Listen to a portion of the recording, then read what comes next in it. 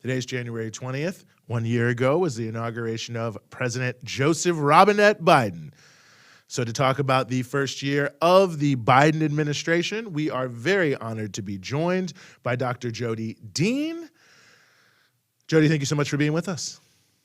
Thanks so much for having me back. I'm delighted to get a chance to talk to you about all this. No, well, we are delighted to have you. And before I ask you any questions, I just want to play a short clip for you, Jodi, of Biden's response yesterday to a query, basically, about how he was doing.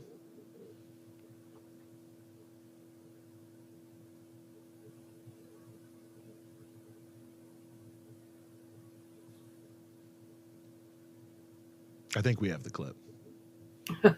I never really know what to do when you don't really, because you could come at any moment. So do you just sit in silence? Do you say something? You never really know what's right to do in that situation, but I just try to do the right thing. But we got it?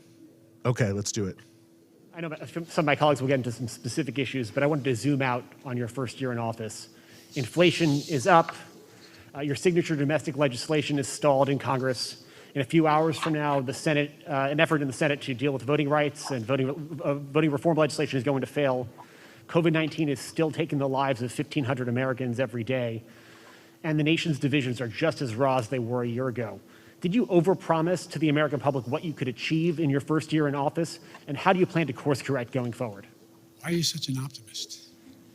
Look, I didn't overpromise, but I have probably outperform what anybody thought would happen. The fact of the matter is that we're in a situation where we have made enormous progress. You mentioned the number of deaths from COVID. Well, it was 3 times that not long ago. It's coming down. Everything's changing. It's getting better. Look, I didn't overpromise, but I think if you take a look at what we've been able to do, you'd have to acknowledge we made enormous progress.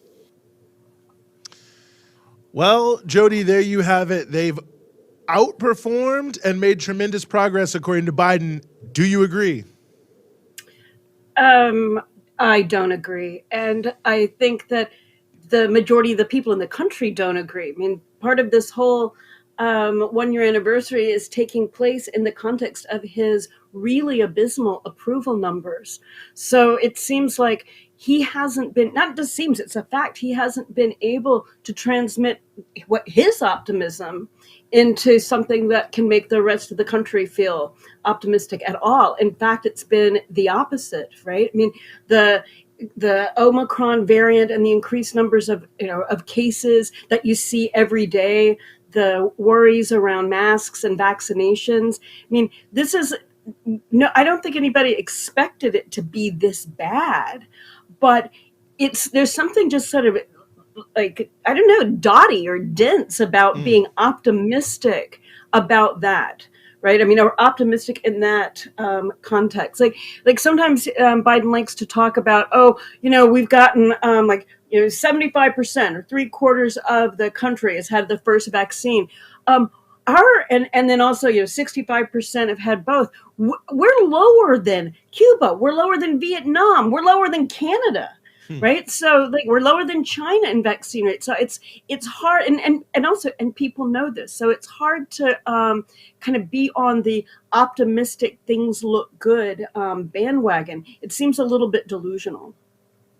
I mean, Jodi, am I being, hysterical, saying too much, going too far to say that it almost feels like when you look at 1 year of Biden and so little change, that capitalism is almost leading us on like a death march. I mean, I almost feel like I'm being so hyperbolic when I say things like that, but it just feels that way when you look at everything's happening and throw in climate change and everything else. Yeah, well, over 800,000 people in our country have died. So I don't think it's hyperbolic to talk about the death march.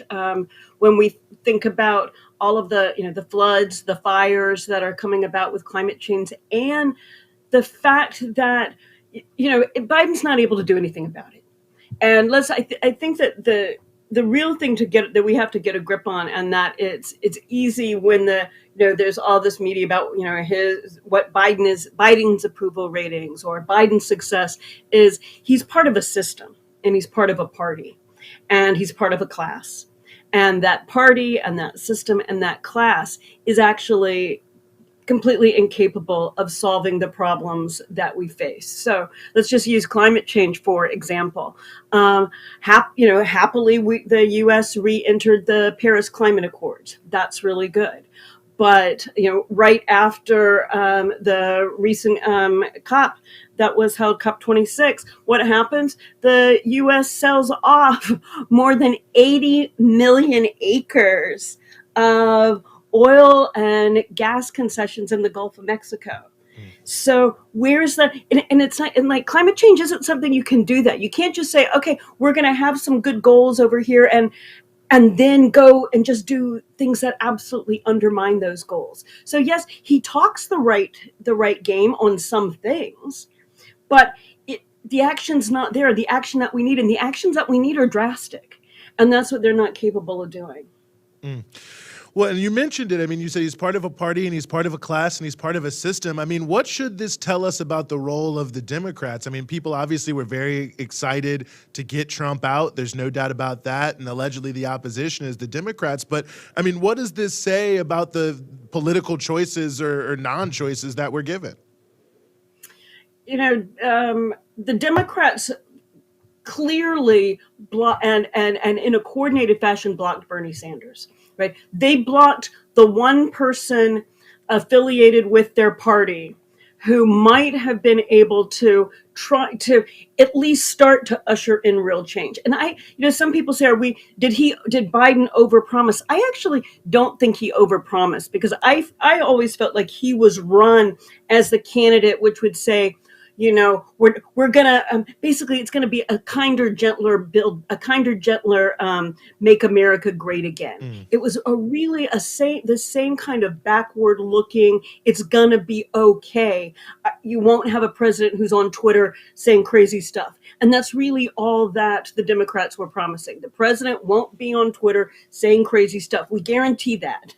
We'll have someone who represents the old way of doing things, old Washington, but that's not enough in the country that we have. That's not enough in the world that we have, a world with climate change and COVID and crazy inequality, particularly with these, giant tech billionaire barons sitting on trillions of dollars. And people know this. And so I think that, it's clearer every day that Biden is just a figurehead for a party that really is trying tooth and nail to hold on to a status quo that the rest of us know has already crumbled.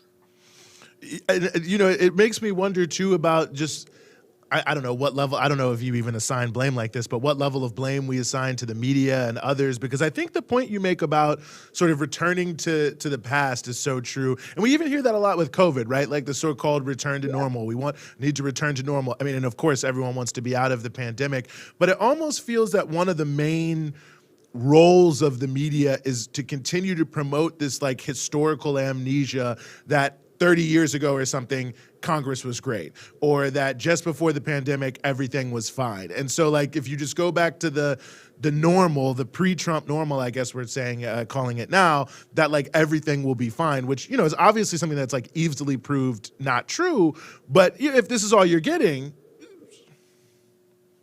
Yeah, it's what's so wild about also and interesting about the way you put this, Eugene, is this looking backwards is also looking backwards at a past that's a fantasy, that wasn't real. Right? It denies the real conflicts and disparities in this society. It denies the economic crises that have really affected everyone since, we can say at least the past 20, maybe 30 years, the racial conflict, the role of and militarization of the police. So this looking backwards it's got this double thing. On the one hand, it looks back at a past that's not real, but two, it also shows us this ruling class and their media can't see a future, right? And this is why I actually think that Biden's popularity is so down. Or hasn't been able to rise. Is that people don't see a future for themselves, their families, their jobs, the planet, right? Like it's the problem is this inability to give people a picture of, look, the world will be better and the world will thrive, and here's what it's going to look like. The ruling class can't do this, and the media. The media reports that and reflects that. They can't do it either. I don't expect much better from the mainstream capitalist media. They're just trying to sell their ads. That's for sure. Well, I'm glad you mentioned the issue of the future. You are the author of the book, Communist Horizon.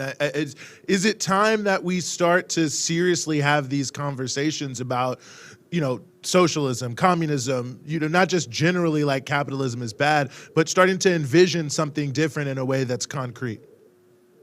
Oh, absolutely. One of my one of the favorite things I've heard in the last few years was talking with some young people, and they're like, my retirement plan is socialism. Right? They see that there's they're not going to get it from Social Security, not with a Congress and a ruling class that refuses to lift the limits on how much salary is going to, how much money can go into it. Right? They're not going to get that. They don't expect to have any kind of retirement plan with the kinds of work that's on offer. So socialism is a vision that people have for the future. I think also more and more people here's one sort of weird thing. So the COP26, even as it was kind of a sellout and a failure, still lets us know that even the ruling class recognizes that planned and coordinated action is necessary. Right? They don't do it, but the whole program of it says, the only way forward is going to be a way that where that's filled with cooperation and planning. And the U.S., particularly the U.S. capitalist class, stands in the way of that. So I actually think it's becoming clearer to everyone every day. Like when we think about the COVID crisis, which countries have dealt with that the best? Right? It's been the socialist countries, the countries with leading communist parties. Not everybody likes to hear that, right? They're like, oh no, trying to lock down everyone. That's right. And that means that they've been able to stop the spread and not have to go through, now 3 years of kind of constant death and constant uncertainty and sort of constant inability to plan for what's going to happen next week or the week after. We don't know. Well, one thing is we're about to be sucked right back into the midterm elections, and I don't know what they're going to be saying, but it'll all boil down to vote for us and, we'll save everything. And, of course, people are always looking for avenues to make change, and, there might be some candidates saying some decent stuff in different places. But, what's your message to people about what's really going to move the needle here? Because I know, just about to hit this onslaught again of, voting will save the world. I actually think that there's not one person who cares at all about reproductive justice and women's reproductive choice who can fall for that. Right. The Democrats have said for years and years, vote for us, protect Roe v. Wade. Well, we've had Democrats in office.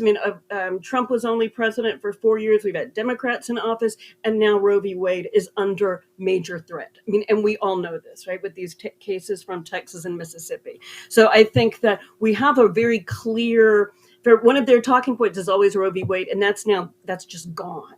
I think that people, if there's a local election or a congressional election where they can go out and talk to people and say, is this going to help us actually get a real social program? Like if Build Back Better in its initial conception had actually passed, that would have been a major achievement. And so to try to push those things is not fruitless, because it also helps people start to learn, all of this is within our grasp and we have to fight for it. This person running for Congress may not get it for us, but we spread the message that we can actually solve problems collectively. We just can't do it with this billionaire class that we have. We have to do it by actually a much more fundamental transformation. So the election's not going to do that, but it can be an opportunity for getting the messages out. Mm-hmm. Well, Dr. Jodi Dean, as always, really appreciate you being willing to give us some of your time and joining us on the Freedom Side. Thanks so much. Take good care.